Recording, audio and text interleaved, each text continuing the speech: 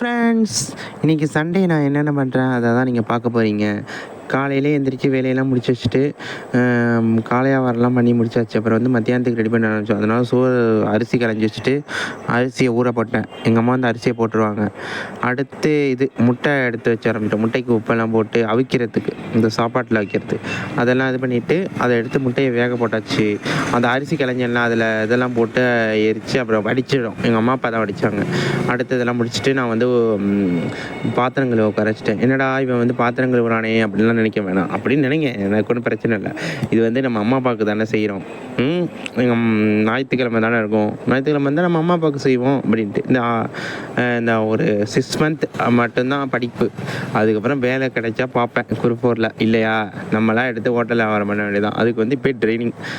இப்போ வந்து இந்த பாத்திரங்கள் ஒரு எங்கள் அம்மா வந்து காலையிலே வேலையெல்லாம் முடிச்சுட்டு சாயங்காலமாக ஒரே தெரியாக உட்காந்து கழுவுவாங்க. பாவம். எங்கள் அப்பா வந்து மாவரைப்பார், மற்ற வேலை எல்லாமே எங்கள் அப்பா வந்து சூப்பராக எவ்ரிதிங் எங்கள் அப்பா தான். எங்கள் அம்மா வந்து கஷ்டமெல்லாம் பட விடுறதில்ல. காய்கறிலேருந்து எல்லாம் நடிக்க வைப்பார். எல்லாமே எங்கள் அம்மாவுக்கும் அவ்வளோ ஒரு சப்போர்ட்டராக இருப்பாங்க. எங்கள் அப்பாவுக்கு எங்கள் அம்மா பெரிய சப்போர்ட்டு. 2 பேரும் சப்போர்ட் பெரிய சப்போர்ட் தான். இருந்தாலும் நம்ம வந்து என்ன பண்ணுறது, நம்ம வந்து ஞாயிற்றுக்கிழமை இருந்தால் நம்ம அம்மா அப்பாவுக்கு வந்து ஒரு ஹெல்ப் பண்ணணும் அப்படிங்கிற ஒரு தாட்டில் தான் அந்த பாத்திரத்தை கழிக்கிறது.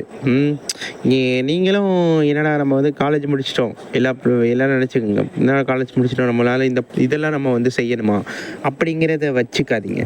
நமக்கு வந்து எவ்வளோ அளவுக்கு நம்ம இறங்கி செய்கிறோமோ அவ்வளோ அளவுக்கு நம்ம நல்லது. இப்போ வந்து ஒரு திடீர்னு பெரிய ஆஃபீஸில் பெரிய வேலைக்கு போனாலும் நமக்கு வந்து வீட்டில் தனியாக இருக்கும்போது நம்ம தான் செய்யணும். அதை வந்து இப்போயே நம்ம வந்து செஞ்சு கற்றுக்க வேண்டியதுதான். சரியா? அதனாலே நான் வந்து எப்போ காலேஜ் போனதுலேருந்தே சரி, எப்போ வீட்டில் இருக்கணும் அப்போலாம் நான் வந்து எங்கள் அம்மா அப்பாவுக்கு வந்து பாத்திரம் கழுவி கொடுப்பேன். இது வந்து என்னடா ஒரு கேவலமாக நினைக்க வேண்டியதில்லை. இது கேவலமாக நினைக்க வேண்டிய விஷயமே இல்லை.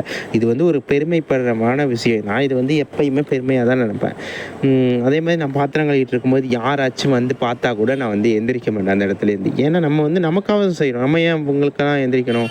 இந்த பாருங்க, இதெல்லாம் கழுவி வச்சுட்டேன்.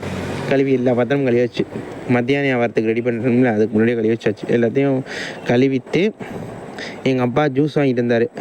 அதை குடித்தேன், நல்லா இருந்துச்சு. குடிச்சிட்டு அதெல்லாம் பாத்திரத்தெல்லாம் அடுக்கி வச்சுட்டு மத்தியானம் வியாபாரத்துக்கு ரெடி பண்ணியாச்சு.